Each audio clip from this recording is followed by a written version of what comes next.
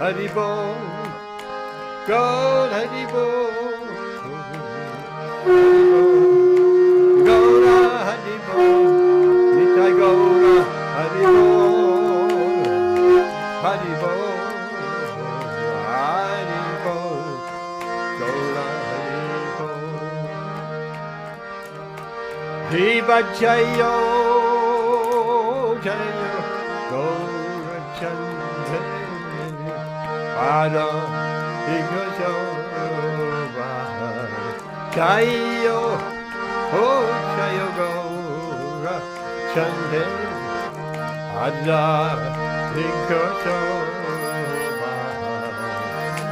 Chanda Vikanta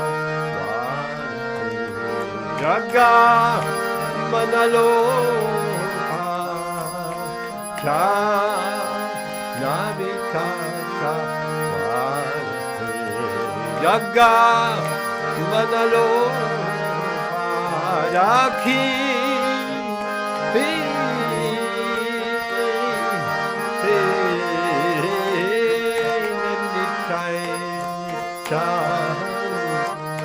Ame Gathana Rakhi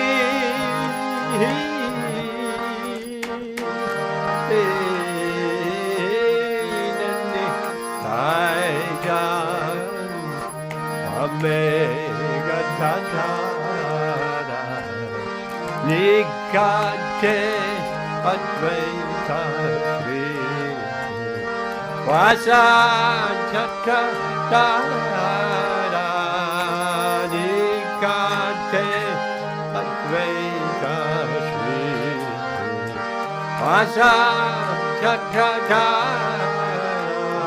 Vashi Yache Gaurachan Ratna Simhasani Vashi Yache Gaurachan Ratna Simhasani Harati Gorena Brahma Ati Devagani Harati Gorena Brahma Ati Devagani Vash Narani Adikori Maraduna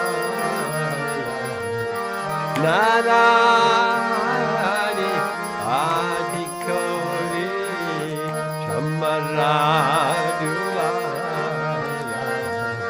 Sanchaya Mukunda Vasitu Gosha Atigaya Sanchaya Mukunda Vasitu Gosha Atigaya Shankara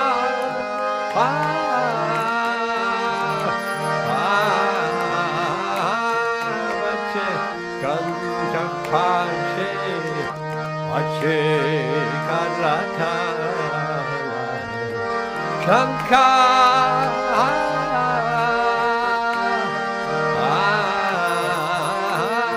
Vache Kanta Vache Vache Karata Madhura Miranga Vache Karama Prasala Madhura Midanga Vati Karama Prasala Shankapate Kantabate Madhura Madhura Bate Shankapate Kantabate Madhurma Purabhache Shankapate Kantapache Madhurma Purabhache Shankapate vache ganta vache vachu madhura madhura vache vachu madhura madhura vache vachu madhura madhura vache Hari Bol go Hari Bol Hari Bol Nitai Gaura Hari Bol Nitai Gaura Hari Bol Hari Bol Hari Bol Nitai Gaura Hari Bol Ahu Koti Chandra Chini Adana Ushwara Ahu Koti Chandra Chini Adana Ushwara Kalate Shevana Mala Kore Chalamala Kalate Shevana Mala Kore Jalamala Shiva Shukhanaraja Remegantaka Shiva Shukhanaraja Remegantaka Bhakti Rino Kadeke Gaurara Sampata Bhakti Rino Kadeke Gaurara Sampata Giba Jayo Jaya Gaura Chande Radharika Soba Jayo Jayo Gaura Chande Radharika Soba Chana Vitaka Vanite Jaga Manalo Chana Vitaka Jaga Manalo Gaurange Aroti Shamba Jaga Chana Manalo Gaurange Aroti Shamba Jaga Chana Manalo Gaurange Aroti Shamba Jaga Chanamalalupa Gaurange Aroti Shobha Jaga Chanamalalupa Jaga Chanamalalupa Jaga Chanamalalupa Hari Bol Hari Bol Hari Bol Nitai Gaura Hari Bol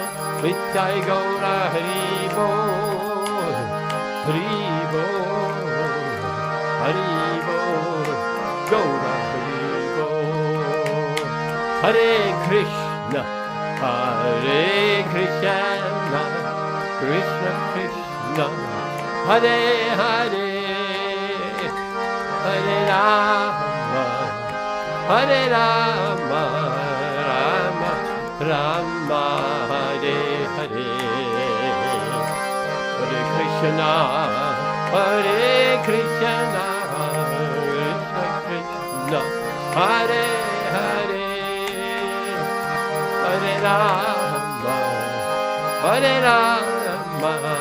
Rama Rama Hare Hare Hare Krishna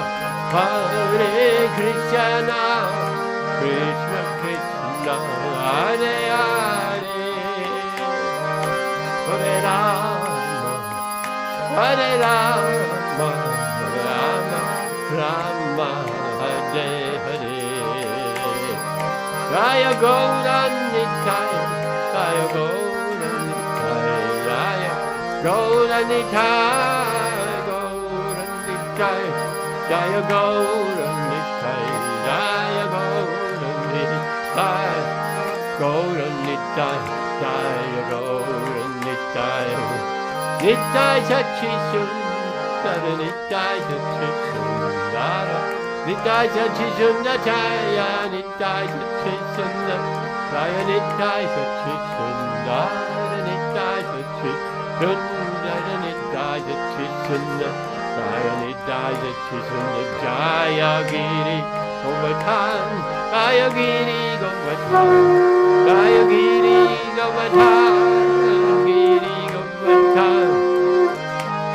Giri Govardhan, Jaya Giri Govardhan, Jaya Giri Govardhan, Jaya Giri Govardhan, Prabhupada, Prabhupada, Prabhupada, Jaya Prabhupada, Prabhupada, Prabhupada, Prabhupada, Jai Prabhupada. Hare Krishna, Hare Krishna, Krishna Krishna, Hare Hare, Hare Rama, Hare Rama, Rama Rama, Hare Hare, Hare Krishna, Hare Krishna, Krishna Krishna, Hare Hare, Hare Rama, Hare Rama, Rama Rama, Hare Hare, Hare Krishna, Hare Krishna, Krishna Krishna, Hare Hare, Hare Rama, Hare Rama, Rama Rama, Hare Hare, Hare Krishna, Hare Krishna, Krishna Krishna, Hare Hare, Hare Rama, Hare Rama, Rama Rama, Hare Hare, Hare Krishna, Hare Krishna, Krishna Krishna, Hare Hare, Hare Rama, Hare Rama, Rama Rama, Hare Hare, Hare Krishna, Hare Krishna, Krishna Krishna, Hare Hare, Hare Rama, Hare Rama, Rama Rama, Hare Hare. Jai Shri Shri Jai Sachi Sundara Siki Jai Gira Raj Govardhana Ki Jai Gaur Nandi Hari Hari Bol Jai Vishnupad Paramahamsa Vichakacharya Shatara Shadi Shri Shri Hey Shri Bhakti Vedanta Swami Shri Prabhupada Ki Jai Jai Vishnupad Paramahamsa Vichakacharya Shatara Shadi Shri Shri Bhakti Siranda Saraswati Goswami Maharaj Prabhupada Ki Jai Ananda Kodi Vaishnava Vrinda Ki Jai Namacharya Srila Haridas Thakur Ki Jai Prema Se Guru Shri Krishna Chaitanya Prabhu Nityananda Shri Advaita Gadadhar Shri Vasati Gaura Bhakta Vrinda Ki Jai Shri Shri Radha Krishna Gopa Gopinath Shyamukunda Radhakunda Shri Giri Govardhana Ki Jai Shri Vrindavan Dham Ki Jai Shri Navadvip Maya Padam Ki Jai Ganga Maya Munamai Ki Jai Tulasi Devi Tulasi Maharani Ki Jai Samaveda Bhaktarinda Ki Jai Gaura Premanandi. All glories to the assembled devotees. All glories to the assembled devotees. All glories to the assembled devotees. All glories to Shri Shri Guru and Shri Gauranga. All glories to Shri Prabhupada Ki Jai.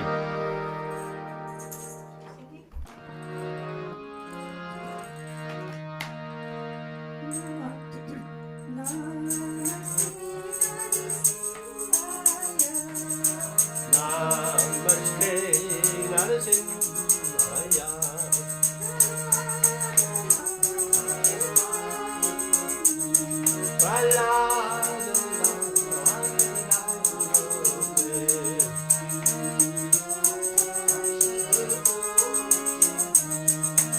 Hiranyakashi Gurubhakta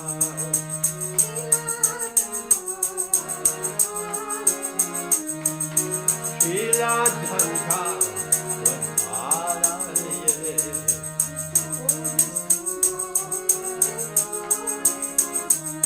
Vishno Vishima Arato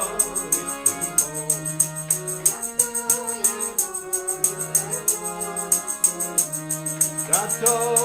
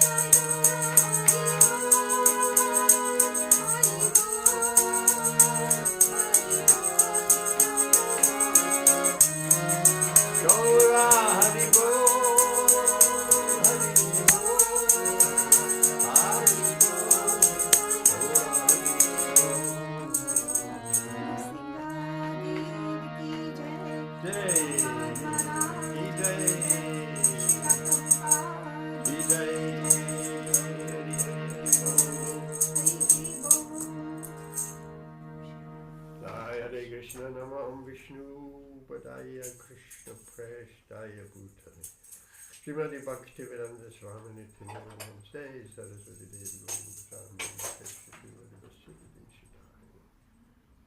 Hare Krishna.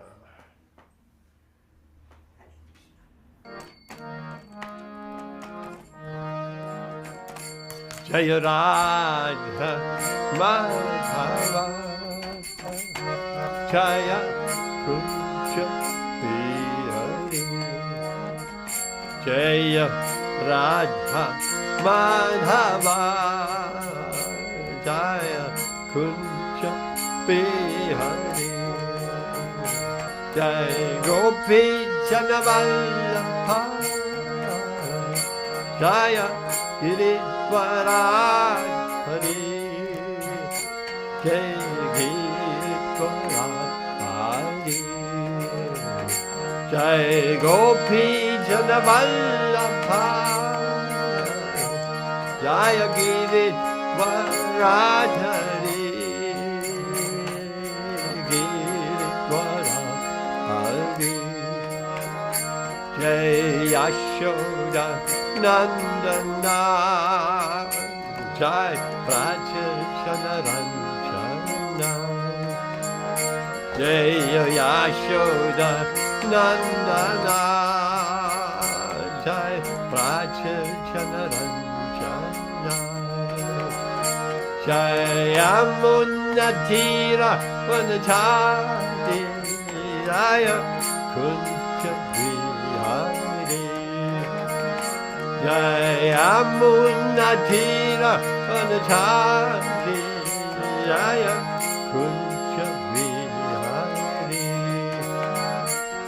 Jaya Radha Madhava Jaya Kunja Vihari Jai Radha Madhava Jaya Kunja Vihari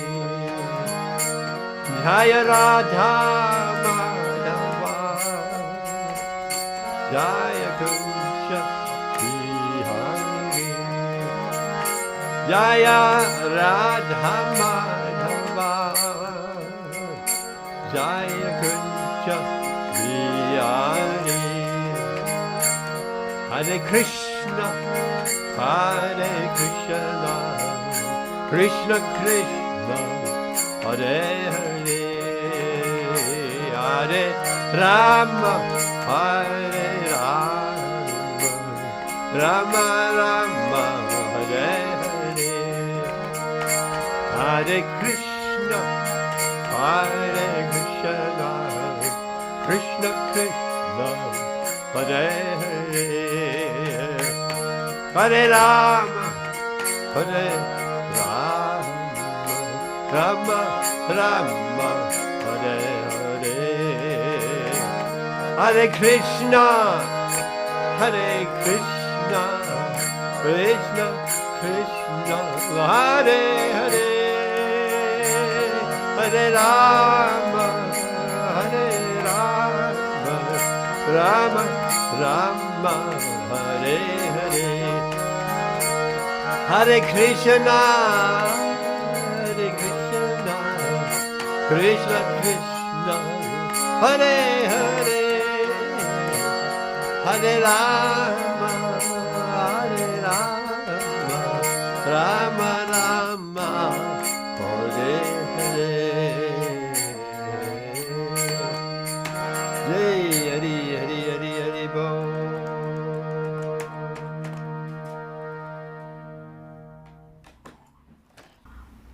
Om Namo Bhagavate Vasudevaya Om Namo Bhagavate Vasudevaya. Om Namo Bhagavate Vasudevaya Om Namo Bhagavate Om Namo Bhagavate Vasudevaya. Vasudevaya Om Namo Bhagavate Vasudevaya.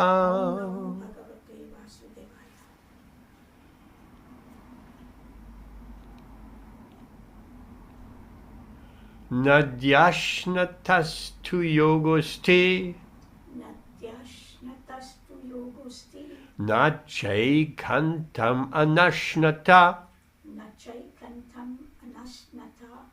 Nachati swapnashilasya Nachati swapnashilasya jagrato naiva charchuna jagrato naiva charchuna nadyashnatastu yogosti natyashnatastu yogosti nachaikantam anashnata nachaikantam anashtaraha nachati swapnashilasya nachati swapnashilasya chakrato naiva charchuna jagrato naiva charchuna nadyashnatastu yogosti natyashnatastu yogosti nachaikantam anashnata nachaikantam anashnata nachati swapnashilasya nachati swapnashilasya chakrato naiva charchuna. jagrato naiva charchuna. Vashana Mataji.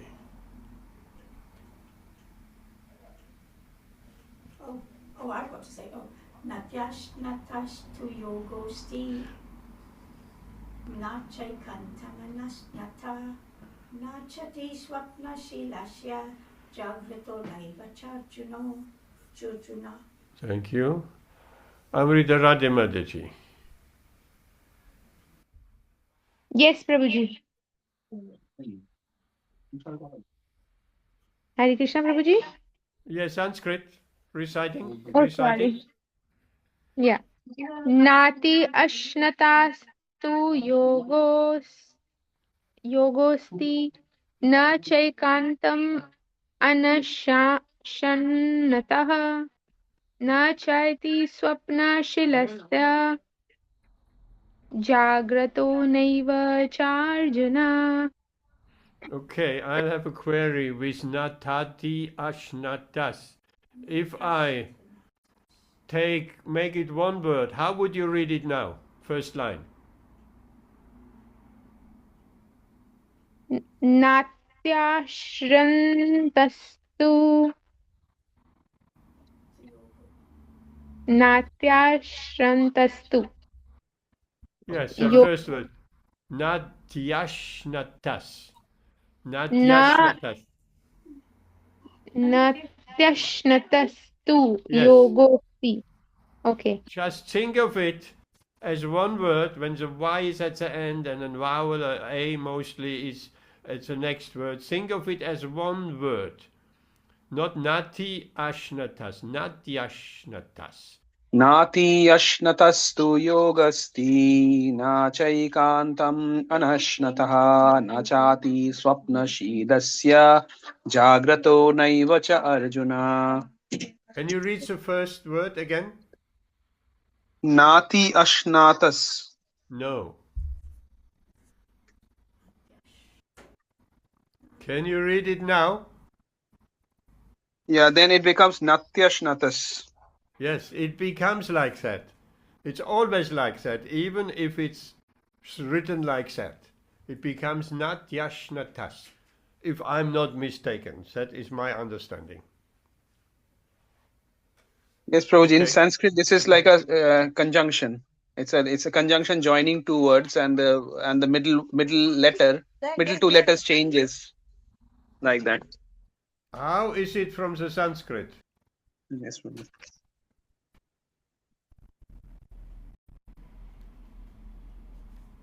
If you read the Sanskrit, if you read the Devanagari, how would you pronounce it? Yes, Prabhu, it's natyas natas. But Yes, when one they word. one word. But when they Natyashnatas, yes, not Prabhuji. nati ashnatas. Hmm. Natyashnatas. Is that correct? Yes, Prabhuji. Yeah, it's like a combined word. Two words Yes. combined together and Exactly. pronounced like that. Exactly. Combined word. Okay, Vichai, read. Sanskrit.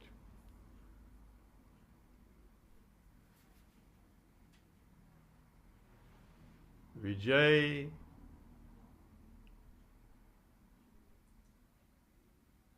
Hare Krishna Prabhuji. Yes, Prakash, read. Read the Sanskrit. Na ati arshata tu No, loka no, asti no. na cha Nati ashna. No. It's a combined word. The two words combining. How would you read it? Yes, yes, Prabhuji. Na ati arshato. No, not ati. Okay, let me give you a hint. That seems to be difficult. I don't know. Read it now. Na na ati arshto Not yoga naati. asti No. Not na yash, not tas. natya natya arshata. Okay, carry on. न च आर्षत तु योग अस्ति न च एकान्तम् अनर्षत न च अति स्वल्पशीलस्य जाग्रतः न एव च Arjun. Are you reading the Devanagari or are you reading the Latin transliteration? I'm reading. Maybe I have. Uh, Read it again. Read it again. न नास्ति अर्षतु तु योग अस्ति न च एकान्तम् अनर्षत न च अति स्वप्नशीलस्य जाग्रतः न एव च Arjun. Yes, I would read it yogosti, not yogo asti. Yes, it's asti, of course, but it's written here yogosti, and it's not Arjuna, it's Charchuna. Charchuna. Anyways, these are small, not that important Sanskrit bits of pieces. Okay. Rituan Prabhuji, can you read us a translation and purport by Srila Prabhupada? Yes, please. Translation by Srila Prabhupada. There is no possibility of one's becoming a yogi, O Arjuna, if one eats too much or eats too little, sleeps too much or does not sleep enough. Purport by Srila Prabhupada. Regulation of diet and sleep is recommended herein for the yogis. Too much eating means eating more than is required to keep the body and soul together. There is no need for men to eat animals because there is an ample supply of grains and vegetables, fruits and milk. Such simple foodstuff is considered to be in the mode of goodness, according to Bhagavad Gita. Animal food is for those in the mode of ignorance. Therefore, those who indulge in animal food, drinking, smoking, and eating food which is not first offered to Krishna will suffer sinful reactions because of eating only polluted things. Bhunjate te tva agham papa ye pachanti atma karanat. Anyone who eats for sense pleasure or cooks for himself, not offering his food to Krishna, eats only sin. One who eats sin and eats more than is allotted to him cannot execute perfect yoga. It is best that one eat only the remnants of foodstuff offered to Krishna. A person in Krishna consciousness does not eat anything which is not first offered to Krishna. Therefore, only the Krishna conscious person can attain perfection in yoga practice. Nor can one who artificially abstains from eating, manufacturing his own personal process of fasting, practice yoga. The Krishna conscious person observes fasting as it is recommended in the scriptures.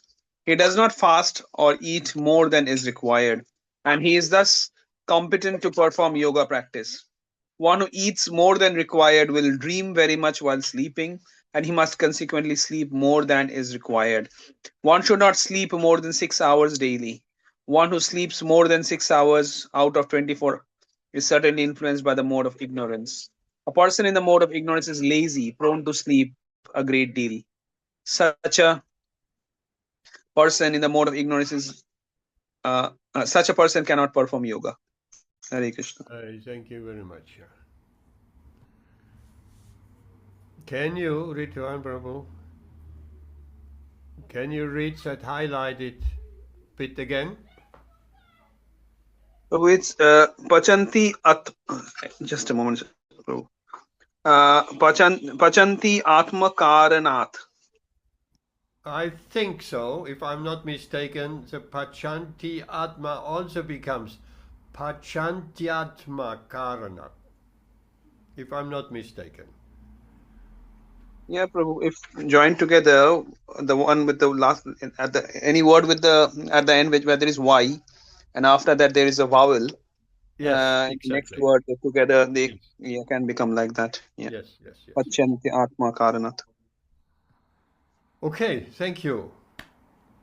Amrita Radha Mataji, what compelled you to select this verse?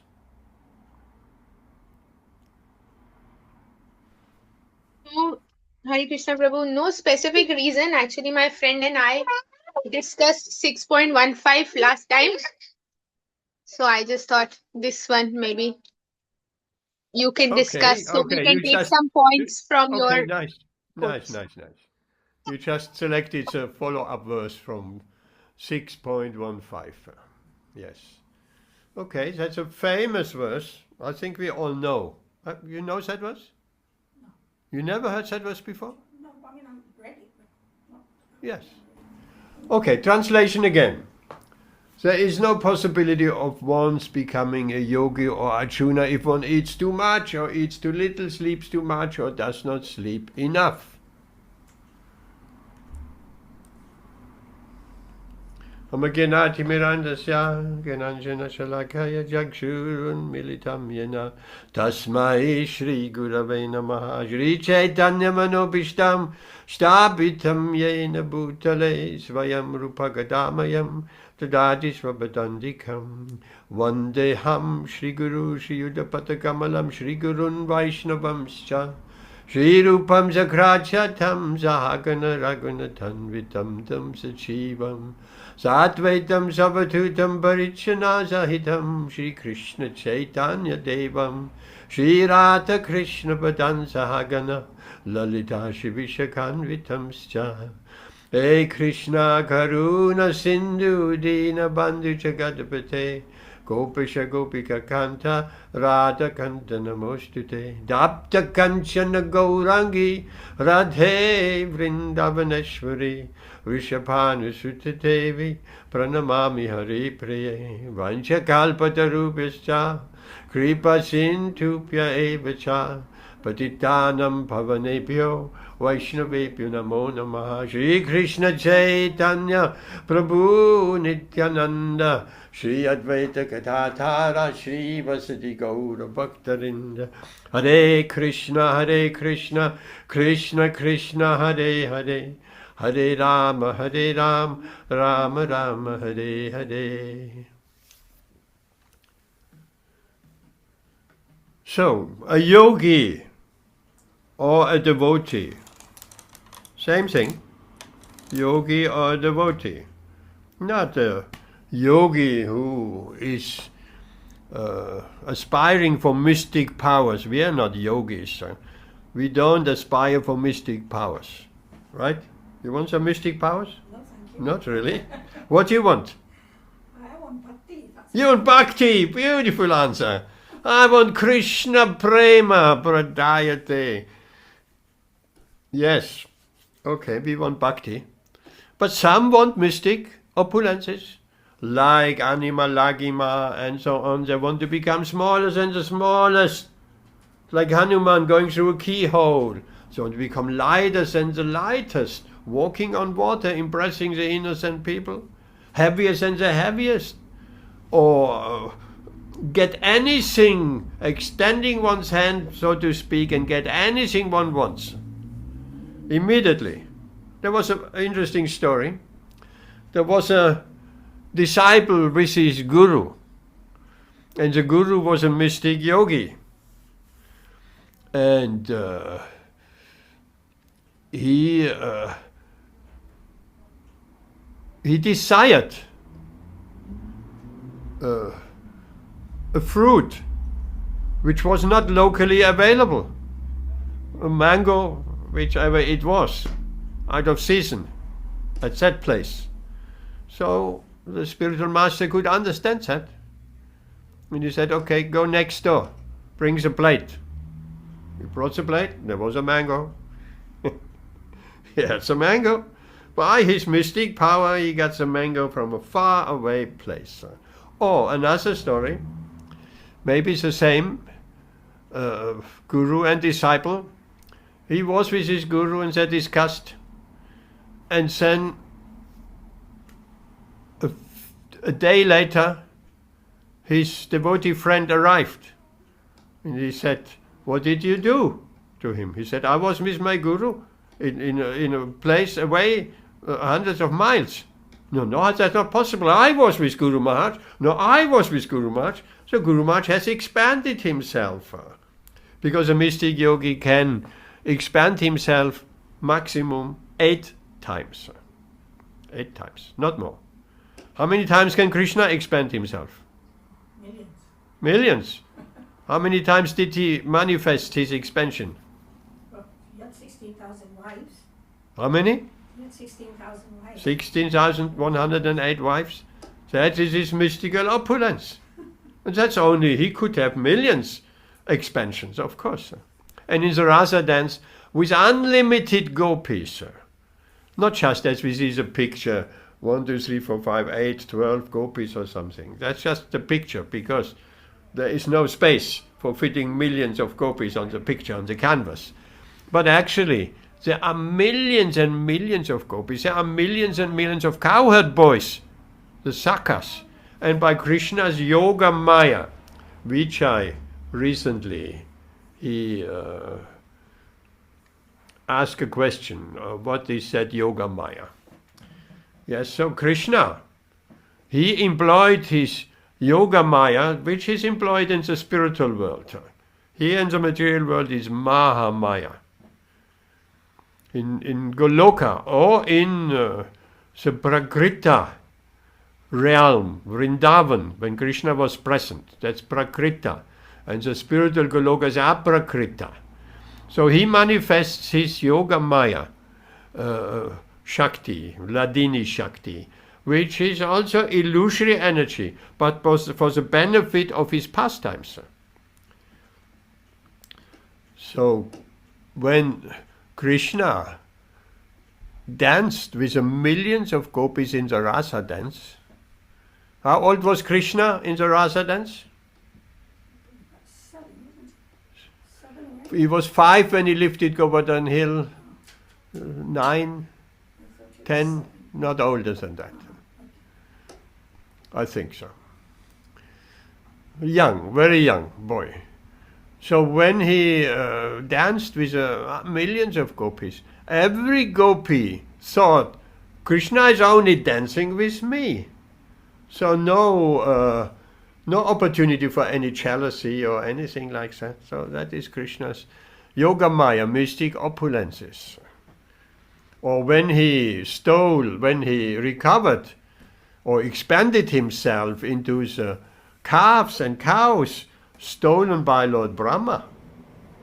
That was his mystic opulence. Nobody could detect. Even Balaram didn't detect. He didn't understand. He thought, that's the same cowherd boys, the same sakas, the same cows as before. But Lord Brahma had locked them away in a cave by his mystic power. And then Lord Brahma went away for a moment. How long is Lord Brahma's moment? It was a year, an entire year, because the time difference in the higher planetary system or Brahma Loka, the most extreme, and in lower planetary system, it's less than that. The time of the demigods and our time are vastly different. Relative, like Albert Einstein relativity theory. So that's scientifically proven. Even when astronauts went to space, when they came back, they were a few seconds younger than when they left, because of the time difference.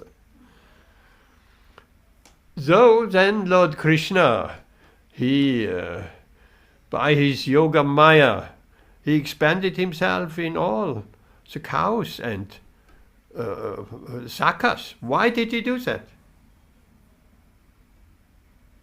Rituan Prabhu, why did Krishna expand himself When the cows and the boys were stolen, why did he expand himself in the boys? With exactly the same feature, the same behavior, the same everything, same decoration, and to the cows also with the same. Each cow has a different. They're individuals. They're not all the same. Not only looking not all the same, but they have different characters and temperaments as well. So why did Krishna expand himself? Ritwan Prabhu. Prabhuji, first of all, the reason was like, Brahmaji stole all the cows and the cowherd boys. Yeah. So one reason was to teach Brahmaji a lesson. Yes. Number two is that Krishna thought that, the cows, the mother cows, and the gopis who were, with Vatsalyaras, motherly gopis, they had the desire in their heart that if I could get Krishna as our son. And the cows were thinking, if I could get Krishna as our calf. So it is said in Bhagavatam that the cows loved Krishna more than their own calves, and the other gopis, the motherly gopis, they used to love Krishna more than their own sons or daughters. So to fulfill their desires, Krishna took the form of these cowherd boys and calves and acted for 1 year as if they, just like, because they didn't understand that this is Krishna. So in order to fulfill that desire, he took the form and reciprocated with them. Okay, thank you. Yes, there's another reason. External reason, really. This has a deeply internal, deep reasons you just mentioned. There's another reason. Krishna thought, if I go home in the evening and without the cows and my friends, then these gopis will be totally upset. My mother will be upset. Everybody will. How can I do? That's another reason. So quite a few reasons. Krishna always does many things. Accomplish with one action. He accomplishes many things. At the same time, he's satisfying different devotees at the same time. So nobody knew. Nobody knew. Even Lord Brahma didn't know. He was bewildered. So even Balaram didn't know that Krishna expanded, because his expansion were exactly the same. How did Balaram find out? Vaishana Mataji. Amrita Radhi Mataji. Oh, is she gone or here still? It's very much easier. Sorry, Prabhu. I am How super. did you were combined one microphone, that's okay. How did Balaram find out that something wasn't quite right? That everybody was loving their own child as much as they used to love Krishna. Yes. Yes. Very nice answer. Because before, the mothers, the elderly gopis, they loved Krishna. They had more affection for Krishna than for their own children. And the cow had more affection for Krishna than their own calves. So now it reverse situation. The Krishna has become the calves and the cowherd boys. Now suddenly the elderly gopis felt more attracted to their own children. Reverse. And the cows felt more attractive to their own calves, which in the material world would be absolutely fine. So that change of affection. So Balaram thought there is something quite odd about that situation. There's something not quite right. And then, of course, Lord Brahma was bewildered. So how did we get there? The yogis can expand themselves 8 times maximum, while Krishna has unlimited expansions. So here Lord Krishna gives us, or gives Arjuna, us. When Krishna speaks to Arjuna, he speaks to us, right? that Arjuna put himself in the position of all of us. Therefore he asks some questions as if he wouldn't know. Arjuna is the eternal associate of the Lord. Sometimes in Bhagavatam class or in class it's also like that. When the speaker asks for questions, sometimes someone asking a question which he knows the answer, but is asking for others to get the answer. So that's a very legitimate.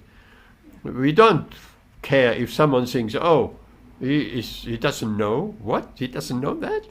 We don't. The question is important, and if we feel our question can benefit some others, then we ask the question. For the benefit of others. That's the best question. For the benefit of others. Of course, we can also ask a question for our own benefit. So, Krishna speaks to Arjuna, or to us, of moderation. In spiritual life is moderation, it's not extreme. Some people do extreme fastings, and others do extreme eating. So both is not recommended, because in both scenarios, eating too much or too little, the mind will be disturbed. How can I meditate on Krishna if my mind is disturbed? So a moderation, not too much, not too little. In eating, in sleeping. And in another verse, Krishna says, also speaks of moderation, and he says recreation. There is time for recreation. The question has been asked, what is a recreation for a devotee? Because we hear recreation. Oh yes, put the TV on, get some cookies and let's... What is recreation for the devotees? Let's ask. Vijay, what is a recreation for the devotees?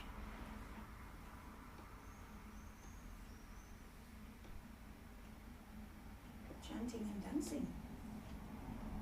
Well, let's say dancing.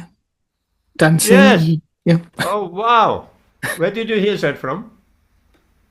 I heard something like dancing or swimming, something like that. Swimming's okay. Dancing. Yes. Yeah. Srila Prabhupada has been asked, what's a recreation for devotees? He said, dancing, chanting, and feasting. That's recreation.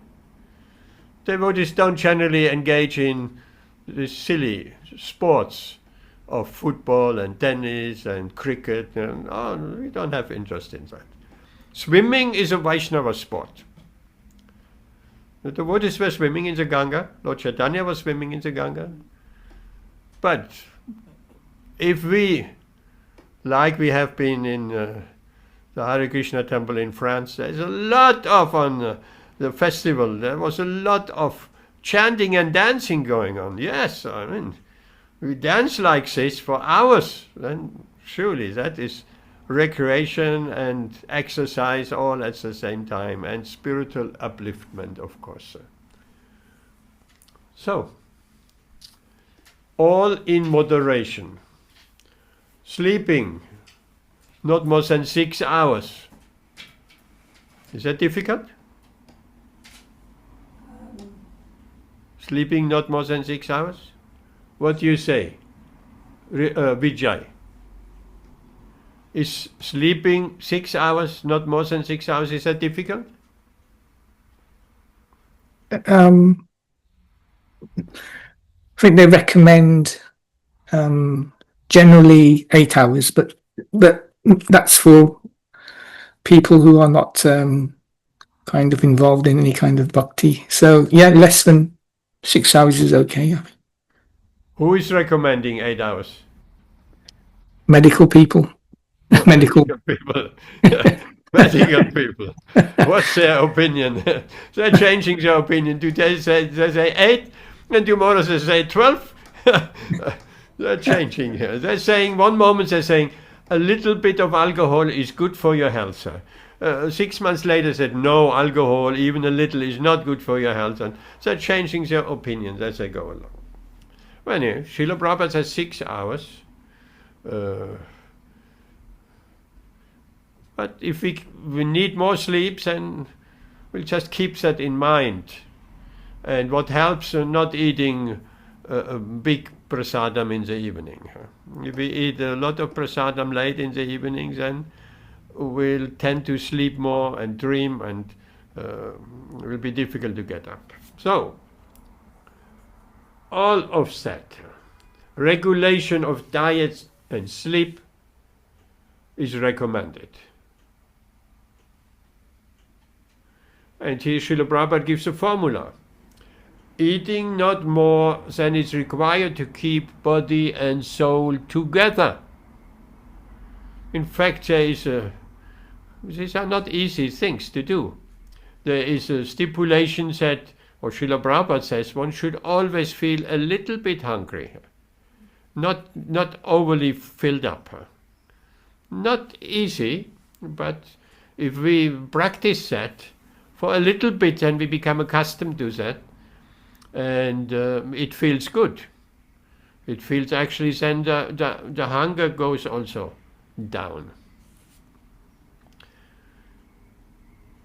So, eating as much as to keep body and soul together. And of course, there is no need of eating animal foods. That's a given.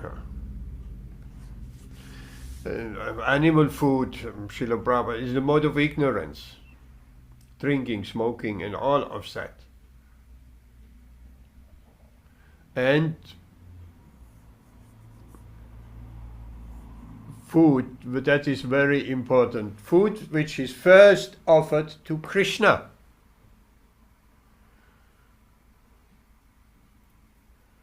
Which is not offered to Krishna.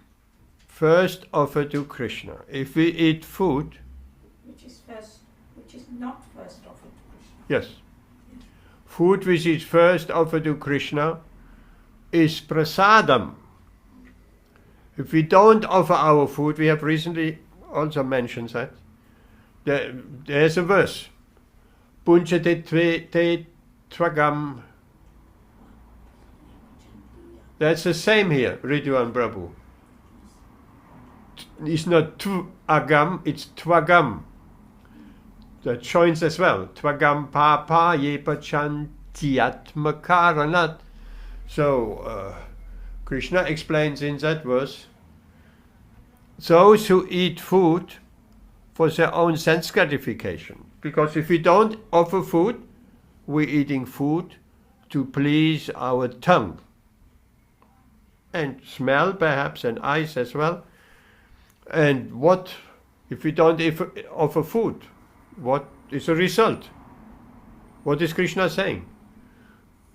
Let's ask. What is Krishna saying? Ritwan Prabhu, if we don't offer our food, if we eat unoffered food, non-prasadam.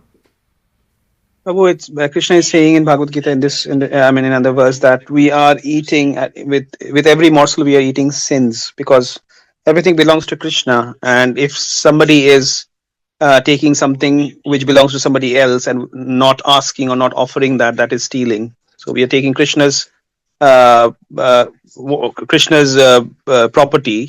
without offering to Krishna. So that is stealing. That's a beautiful explanation. Thank you so much. Yes, everything belongs to Krishna. So offering, if we offer our food to Krishna, it means also we acknowledging, Krishna, you have given that food to us, and I offer it to you in return. That's a process of bhakti. Like when we go to the Ganga, what we do? We're taking water from the Ganga. Mother Ganga, you have given that water to me, and we offer it to Mother Ganga back in return as a gesture of appreciation. That's bhakti. Because nothing belongs to us. Nothing, absolutely zero. So we have to be grateful, we have to be conscious. People who don't offer their food, they're not even conscious that it comes from Krishna. At that moment, even if we as devotees, we're eating foodstuff and we are not conscious that that comes from Krishna. And we're just eating it to please our senses. So we're forgetting Krishna, forgetfulness. Yes, it makes us thieves if we just take without permission. So we could think of offering food to Krishna, we ask him permission. And Krishna will give permission. He said, okay, you have offered that food to me, I give it back to you. With my touch. Krishna's touch on the food we offered is perfection. It's spiritual food. No karmic reaction. And when Krishna says in that verse, one who doesn't offer the food, first, in yajna, in sacrifice, because offering the food is a yajna, he eats only sin. It means he gets a karmic reaction. If we're eating sin, that means we're getting the karma. We're producing karma. What's a karma of even have some vegetarian food? Is there any karma? Vijay? Any karma? No, because Krishna is no, not really. If we don't offer the food, I mean to say. If you don't offer the food, then there is. But if you offer the food to Krishna, then that's mitigated. Your karma is mitigated. It's not there. Yes, Krishna mitigates. He takes on the karma if there's any karma. If we don't offer the food in forgetfulness of Krishna, yes, there is karma. What could the karma be? Even if we eat vegetables and rice and dal, what could the karma be? Are we killing? Vijay? Well, if you were Jain, he may be, but no. Yeah, it's a difficult question because plants can feel as well. If we get some cauliflower, broccoli, are we killing?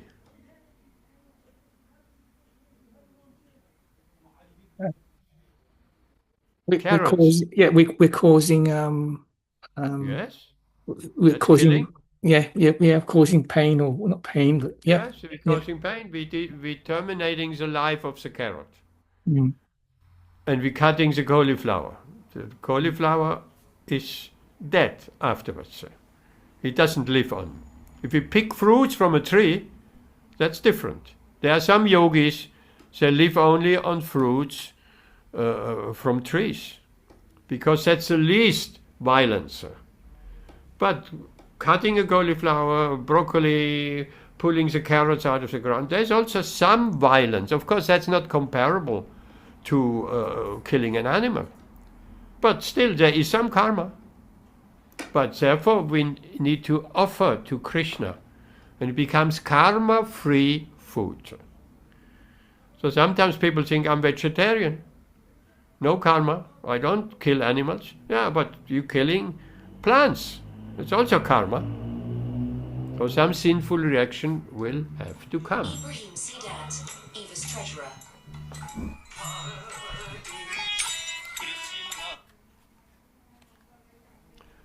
Okay, so.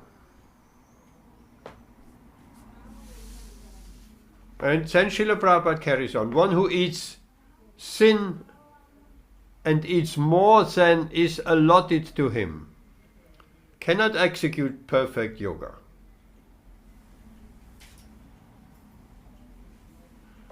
It is best that one eats only the remnants of food offered to Krishna. And then Srila Prabhupada makes a strong statement. A person in Krishna consciousness does not eat anything which is not first offered to Krishna. Therefore, only the Krishna conscious person can attain perfection in yoga practice.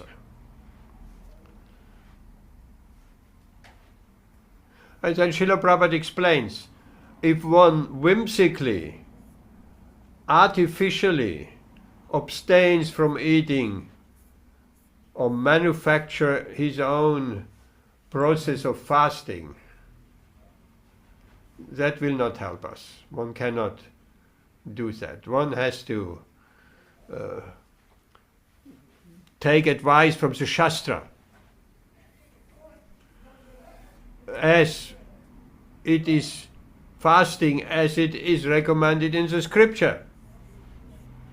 What fasting is recommended in the scripture? Vijay.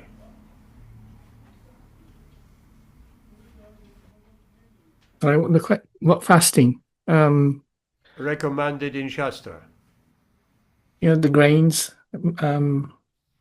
There's a Kadasi, you can kind of fast. Kadashi, that's the answer. Yeah. At the appearance days of the Lord. That fasting is according to scripture. Shamashtami until midnight, Nisinga Chaturdasi until dusk, when the sun goes down. And Ekadashi is a full fast or abstaining as a minimum from grains,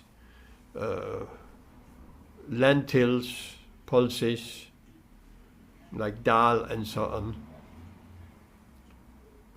So that is the Shastric recommended fasting. So we shouldn't make up our own ways.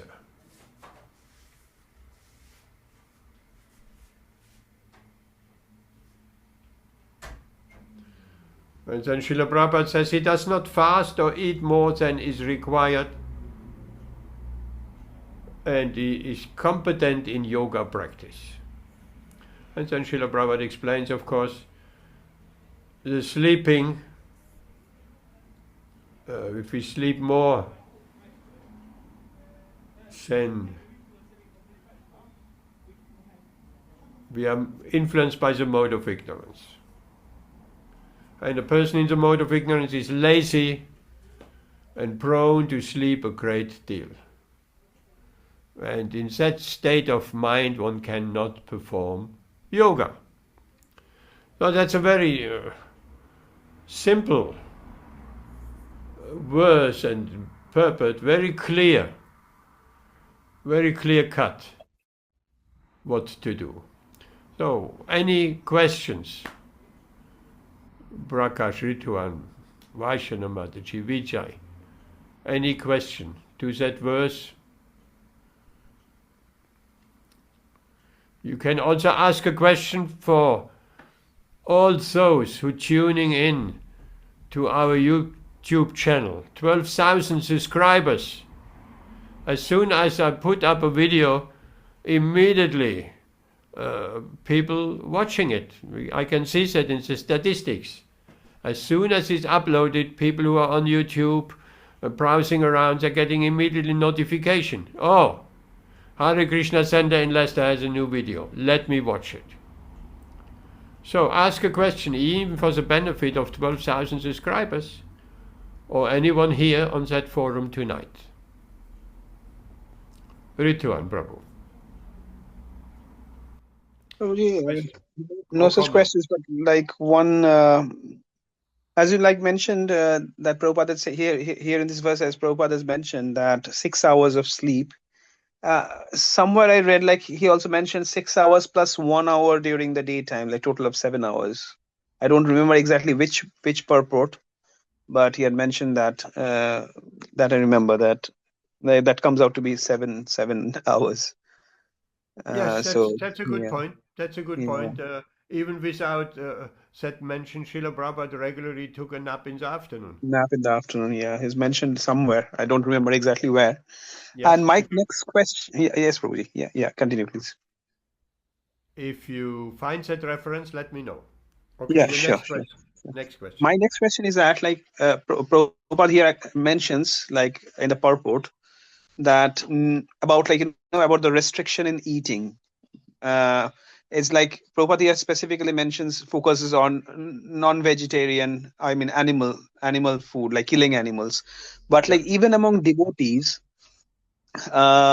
I mean, many devotees say that it should be, even restriction from, or like, controlling yourself from taking too much of tasty prasadam is also recommended, or like, even some devotees do that.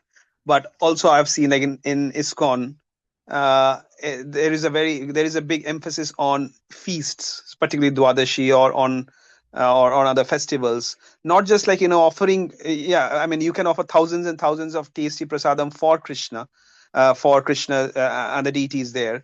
But when we are taking the prasadam, should we, at some stage of advancement of Krishna consciousness, and I'm definitely not on that level because I'm a foodie, should devotees also restrict themselves from eating tasty prasadam? Because one thing I heard from one lecture from some devotees, that Bhakti Siddhanta Saraswati Thakur used to mix everything and take morsels from that, so that one does not become attached to the taste of that prasadam. So when you mix everything, you don't get separate tastes. It's just like prasad, and you honor prasad as it is, as prasad itself. Hare So Krishna. that That was my was question. that was actually Srila Bhaktisiddhanta Saraswati Yes, sir. Thakur. He saw his sannyasis. He had mainly sannyasi disciples. When the Mahaplate came around, with there were sweets and savories and that, and a big Mahaplate. When that came around, and he observed the sannyasi, said, "Yeah, give me some of this." No, not this. This, yeah, this sweet, yeah, like that. So they choose, and he didn't like that.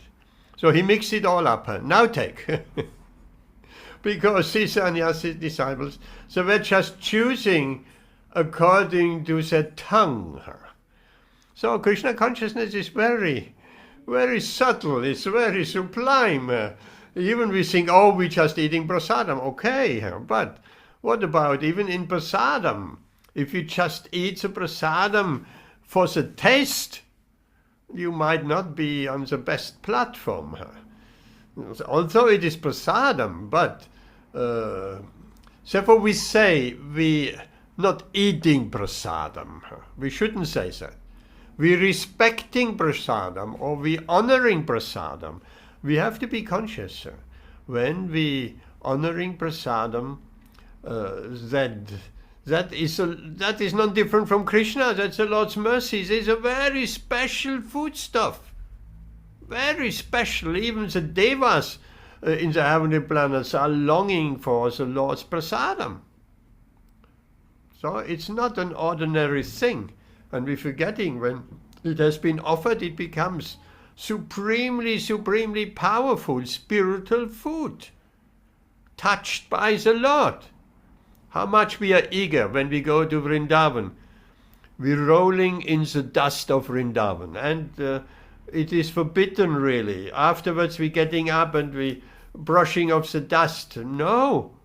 In Vrindavan, when we're here in Derby or in Leicester, and we go into the ground, we're brushing off the dust from our clothes. But in Vrindavan we don't do that. Why?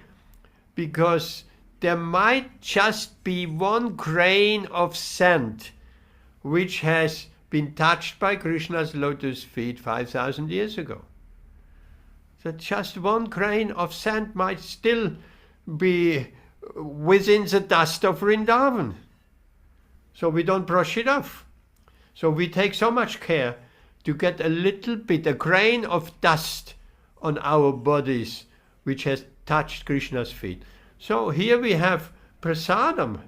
We have not a grain, but we have several preparations of prasadam which has been likewise touched by Krishna. And so it is as sacred as the dust of Vrindavan. So that we shall be conscious of that. At the beginning, Srila Prabhupada told the devotees, new devotees, fill yourself up to the neck with prasadam. Why did he say that? Because if a newcomer comes to Krishna consciousness, who has been coming from meat eating and all kind of nasty food stuff and all kind of nasty habits, then yes, feed him Prasadam, take more, take more, take more. So to accelerate the process of purification. But as we mature in Krishna consciousness and as we progress in Krishna consciousness, we are much more conscious of not filling our stomachs to the top. In fact, there should be always kept some space in the stomach for air and water, so not completely full. That may sometimes be difficult because we like the taste of prasadam and we forget everything else, and more difficult even if we talk while respecting prasadam. We talk with others, and before we know, we have eaten too much. Actually, when we advance in our spiritual life and we're looking at great personalities like Srila Prabhupada, like other great devotees of the Lord, how do they respect prasadam? First of all, Srila Prabhupada mostly respected prasadam privately. Nobody around. In private. Sometimes we see some pictures where Srila Prabhupada respects prasadam with a small number of devotees, of his intimate disciples. But generally on a regular basis, and there's this beautiful picture, I think it's from Bhaktivedanta Manor, where the sun comes in through the window and Srila Prabhupada sits there in crossed leg with one leg up, knee up, and he's respecting prasadam alone.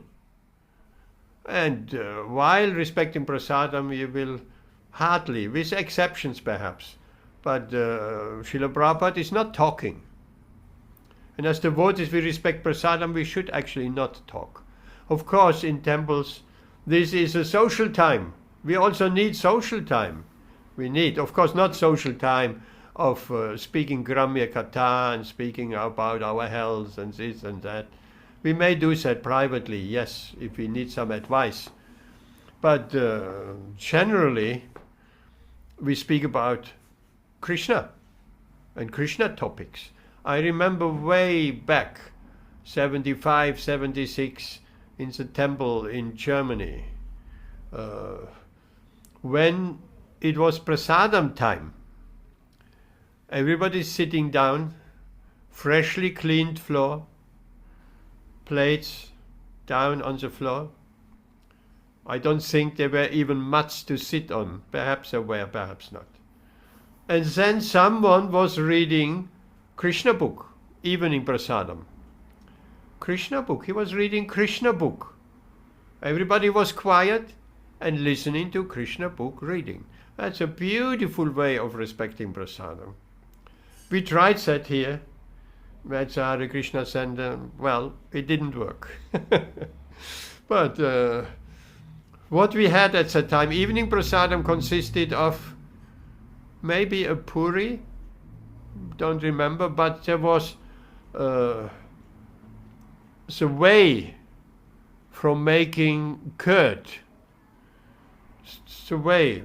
We shouldn't throw that away. It's very healthy, very nutritious. When we make curd, paneer, we put some lemon in the milk and boil it and put some lemon in, or citric acid, whichever method, and then the paneer will form. We take the paneer for making either sandesh or just paneer for the sabji, or pressing it and then cutting it into squares.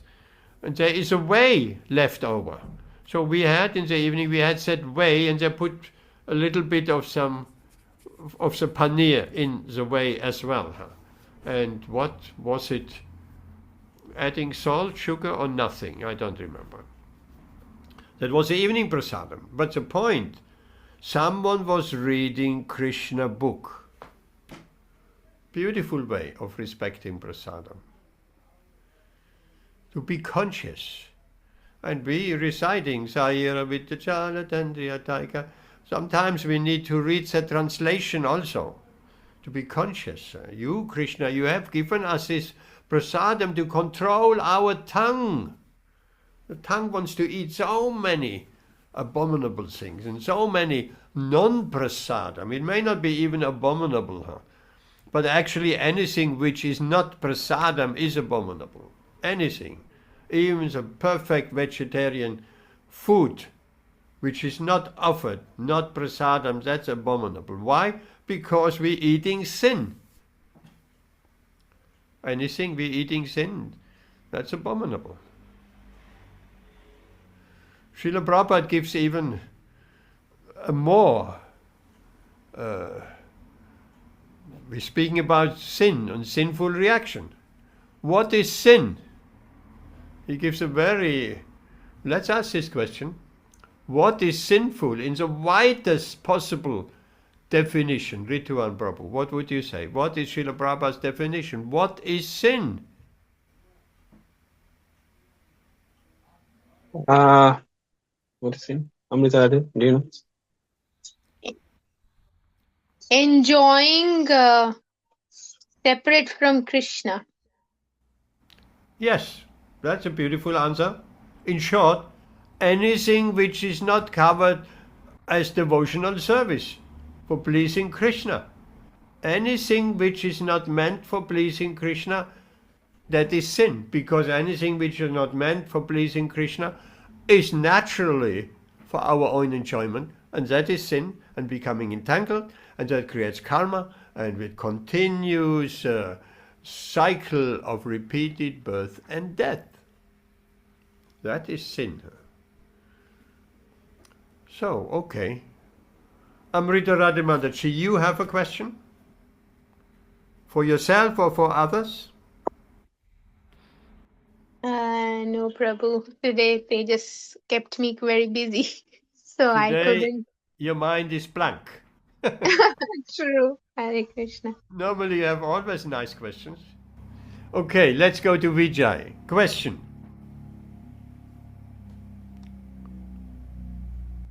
No real questions, but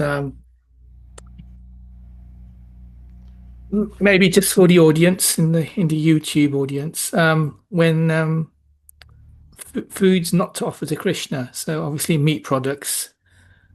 There's also anything that adds artificial taste, for example, garlic or mushrooms or any kind of processed sugar. So, or even caffeine. So those type of things should also be avoided. I can acoustically not understand you very well. Can you summarize that and in short, what are you asking? No, just for the audience, audience who've tuned in on YouTube. Okay. When we're offering foodstuffs to Krishna, Yes. also generally we should offer maybe try to avoid, well, obviously avoid things like garlic, mushrooms, onions. Okay. Yeah, things like that. Yes, I yeah. get it. Get it. Why? I have been asked this question. Why not onions and garlic? They're herbs. I said to them, well, marijuana is also a herb. Well, that is not a criteria. That is cannabis. It's also a herb. But some people would argue it's a herb, so what's wrong with about it? Yes, no. Onions and garlic are in the mode of ignorance. And more than that, what's the ultimate answer? Why not onion and garlic? Of course, we don't want to eat food in the mode of ignorance. But what's the ultimate answer? Why not onion and garlic? Amrita Radhamadaji. Yeah, Prabhuji, I mean, Amrita Radha is here. I mean, onion and garlic, according to the scriptures, it falls in modes of, not in the mode of goodness, it falls in the mode of passion or ignorance. Yes. And hence it cannot be offered to Krishna. And so is mushroom, I believe. Yes, mushrooms also. That's the answer. That's the ultimate answer I was looking for. Very simple. it cannot be offered to Krishna. Krishna doesn't eat mushrooms because in the mode of ignorance. Krishna can eat anything. He can eat the whole universe. But Krishna does not accept onions and garlic and mushrooms. So if Krishna doesn't accept, then all our offering, we may put it nicely on the plate and prayers and ringing the bell, it will be in vain because Krishna will not accept it. So it is not prasadam, and we will get a sinful reaction. We will rarely eat only sin. So that is the ultimate answer to this. And of course, the answer is a mode of is not in the mode of goodness, in the mode of passion and the mode of ignorance. Mushrooms, particular. Why mushrooms in the mode of ignorance? They're growing in dark places. They're difficult to digest as well. And they're growing on some foul and organic matter. And no, that's not food we shall eat. So therefore devotees are very careful. And I came across that as well. It's very difficult. Actually, it's very difficult. As devotees, we have to read the list of ingredients. Even though the list of ingredients on any product is in such a small print that one can hardly decipher it. I always have to take my mobile and there is a magnifying glass on it and enlarge it and read. As devotees, we read the ingredients. It's not because it says here, this is a tin of tomatoes. Oh, great, tin of tomatoes. What can be wrong with it? Chopped tomatoes, take it and... No, read the ingredients. What's written on it? Garlic puree, onion puree. Rarely we get basic food stuff where they don't add anything in. When they're adding preservatives, citric acid, that is acceptable. Citric acid is basically lemon. Because we just spoke earlier, we can take citric acid to make paneer from milk. Same thing. So sometimes I put citric acid or ascorbic acid. Same thing.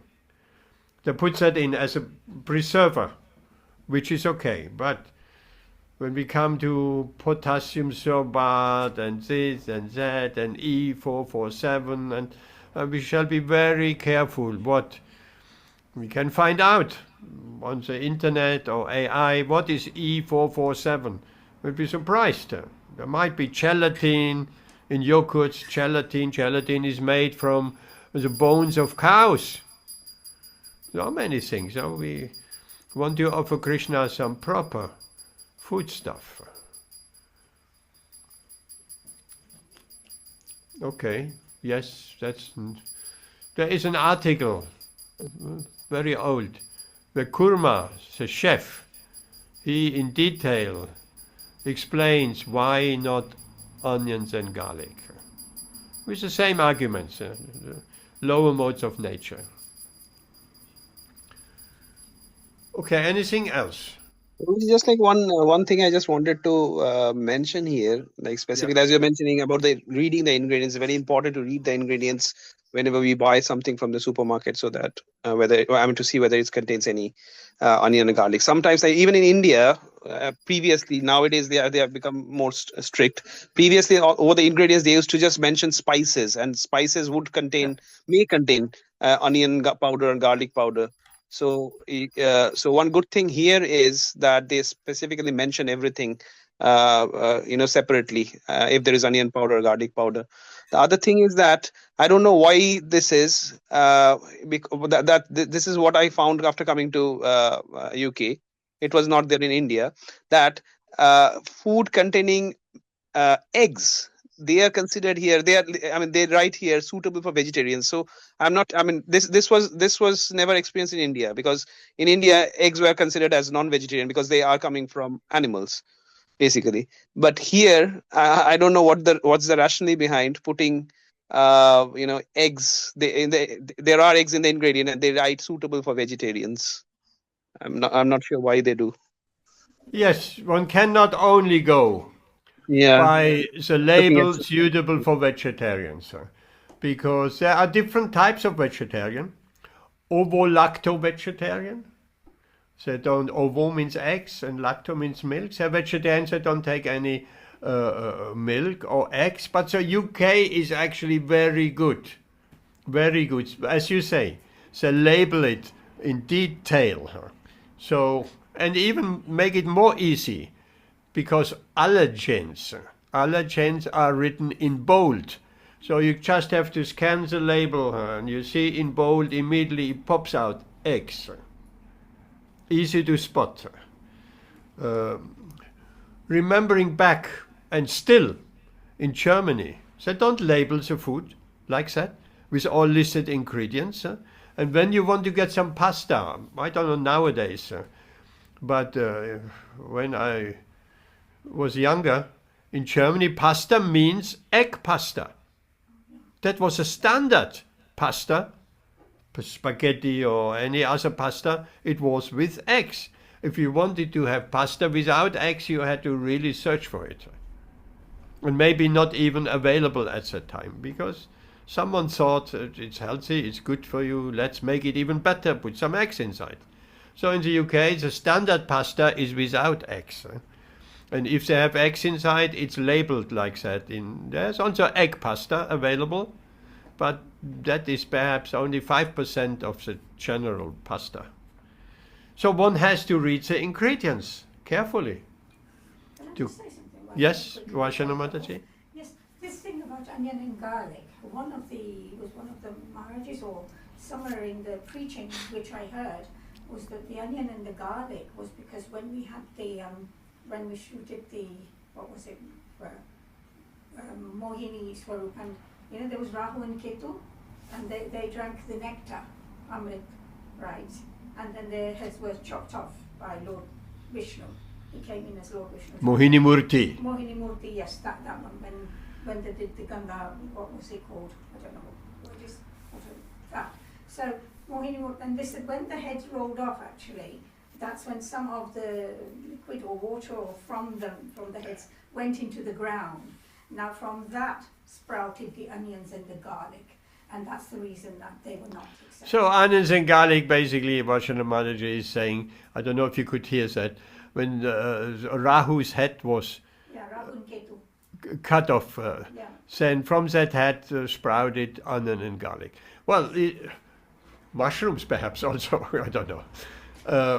Yes, that's a nice story behind that.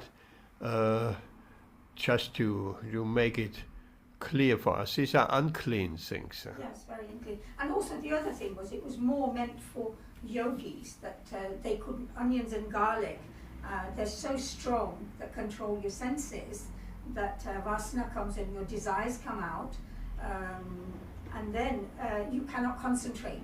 Yes. It was more for, not for the normal layman, but it was more for people who wanted to do yogic practices, and because of that they were not able, the senses are so strong if you're eating. Yes, it is very well known. Anger and all that. And Particular I've seen that, yes. particular garlic is stimulating the sex desire. Yes, it is, yes. So, and people even advertise that. You want a more stronger sex drive? Okay, take garlic pills, sir. So that is, of course, not very helpful for anyone who is serious about practicing yoga or bhakti yoga or Krishna consciousness. So we're staying far away from that. This disturbs the meditation, basically. Yes, disturbs the meditation. Yes. And I thought that made sense to me. Yes. Because I think out of practice, at one stage when I was going through this, trying to be Krishna conscious, and there was dinner or parties, and you have tons of this brinjal with garlic and onion in it, and the next day you're going, oh wow, this is like gives you some sort of high and very I strong have spices. in Germany, when I used to visit my mother, mistakenly taken a little bit of onion pieces with in her. Actually, physically, I felt kind of sick. Yes. Even there was a tiny small amount, it just, because I haven't eaten that kind of things for 50 years or so. Actually, it We do. felt very uncomfortable Yeah. in my stomach. Okay, so the question is often asked, what about for health reasons? If we, out of health, we shall take some garlic pills or something like that. What is your answer, Rituan Prabhuji? Prabhuji, like, difficult to say because different devotees say differently, but definitely, I mean, garlic pills, there are alternatives. Like, a garlic pill is basically like a supplement, so you can take something else which is devoid of garlic.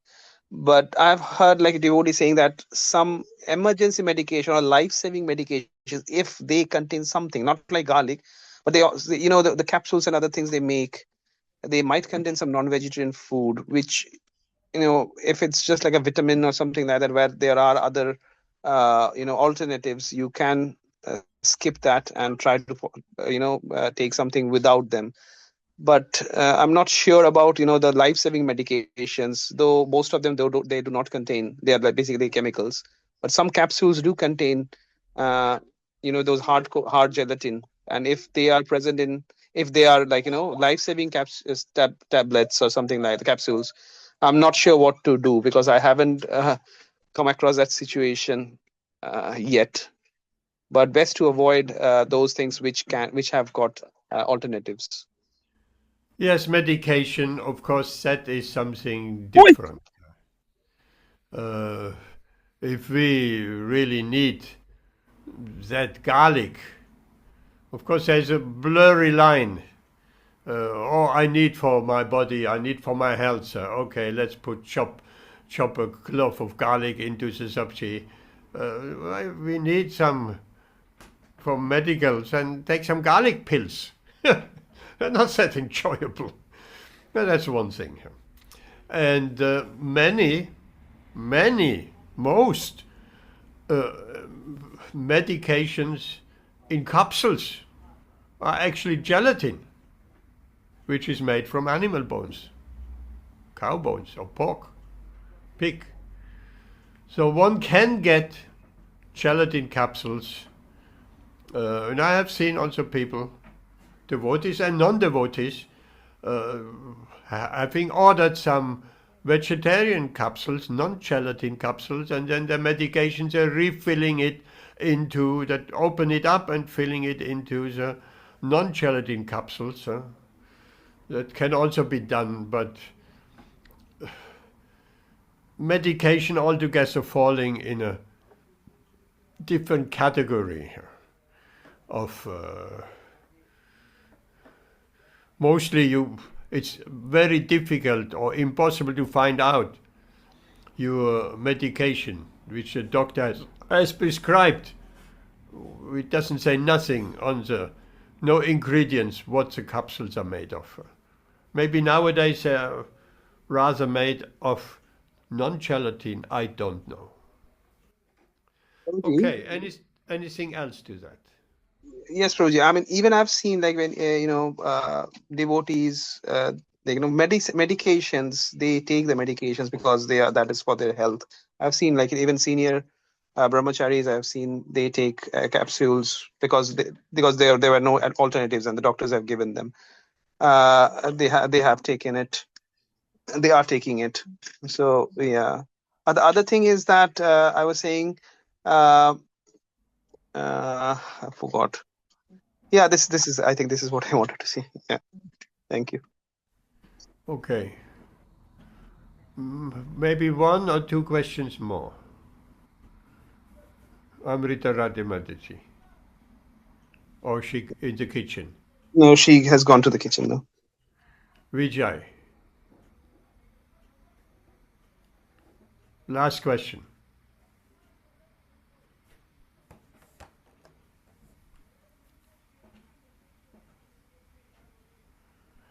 Even not necessarily relating to the verse, even a general question, a question which has always been on your mind and you never had the opportunity of asking. Go ahead.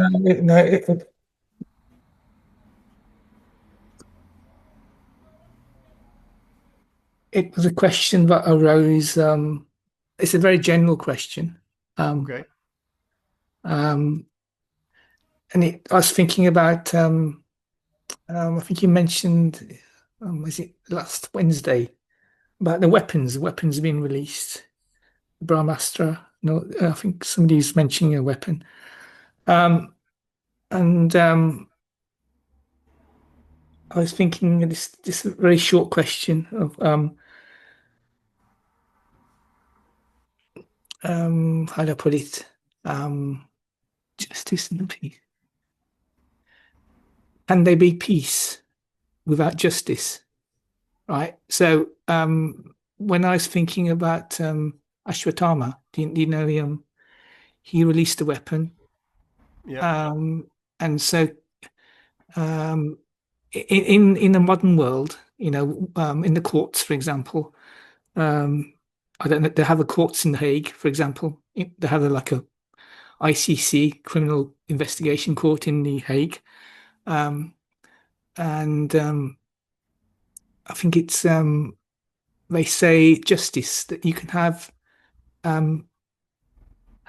two types of justice. One addresses the victim, and the other one addresses the perpetrator. So with the victim, for justice, it means to be restorative. That means you have to restore whatever they've lost, or see to restore back to the original position, or even more. But with the perpetrator, it needs to be retribution. So he needs to be punished, in effect. So there's two types of justice. So my question was, there can't be no peace. Can we have peace without justice? Like addressing the victim, but also make sure that the perpetrator gets to understand, or gets to feel what it was like to commit that act. So he has to be punished for it. Is that the concept of you can't have any peace unless that kind of justice is applied? Is that That's a very important topic. Yeah. There is a beautiful verse in Srimad Bhagavatam in connection with Maharaj Parikshit punishing Kali for wanting to cut the leg of the cow, Bhumi, in the form of a cow. And there is a section where Bhumi, she speaks on morality and other issues. And there's a verse, I wonder if you know that verse, Rituan Prabhu, where Bhumi is saying, the victim and the perpetrator, or let's say the perpetrator and the victim, they get the same reaction. So the victim gets the same reaction for pointing out the crime as a perpetrator. That sounds very far-fetched. Do you know that verse in Bhagavatam, Rituan Prabhu? No, Prabhuji, don't remember. I don't know the verse. The victim as well as the perpetrator gets the same reaction. Yes, that is because of pointing out. Oh, Because, okay. I mean, we speak about justice. Sir. Yeah, we yeah, speak yeah. about justice. Justice is done by Krishna. Mm-hmm. That is ultimate justice.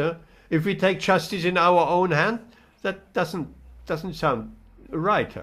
Right? Who are we? We want to do, of course. So states, the law, there is justice. That's a business. But if we wanting to take justice in our own hand, even legally, if someone takes justice in their own hand, then that is a criminal offense. I mean, not to speak, we can pointed out to the police, I guess. But there is this verse of perpetrator and victim getting the same reaction. I wish I could find that verse. Do you know which verse I mean, Rituan? No, Prabhuji. No, sorry. Okay, give me a second. Let's see if I can find that. Victim, perpetrator. And it uses the word perpetrator, as far as I can remember. Very interesting verse. Okay, here it is. Wow, I found it so quickly. After ordering Kali to stop, Parikshit asked the victim to say who had caused his broken legs and pitiable condition. Dharma answered that suffering comes from many causes, and therefore he couldn't identify the real perpetrator. Besides, he said the ultimate cause of everything is Lord Sri Krishna, and he didn't wish to blame the Lord, who acts only for everyone's good. That's interesting. The ultimate cause of everything is Krishna. No, he didn't want to blame Krishna, who only acts for everyone's good. Parikshit praised the answer and declared Dharma to be the personification of religion.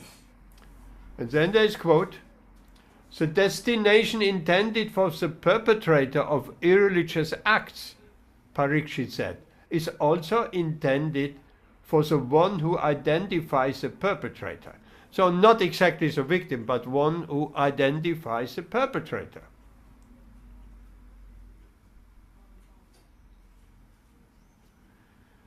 As part of his kingly duty, Parikshit then prepared to bring Kali to justice. And then he goes on. Several classes of philosophers try to explain suffering, and so on and so on. That was actually a quote of the quote. An investigation into causes of suffering by Urmila Devi Dasi, Urmila Mataji. But let's see if there is anything else. I couldn't get the Bhagavatam verse. No. Okay, so that gives some indication of Dharma, which that topic in itself would really need to be investigated properly to get it in context of the Bhagavatam. I'll try to find it for next time. So here, the Lord has just eaten.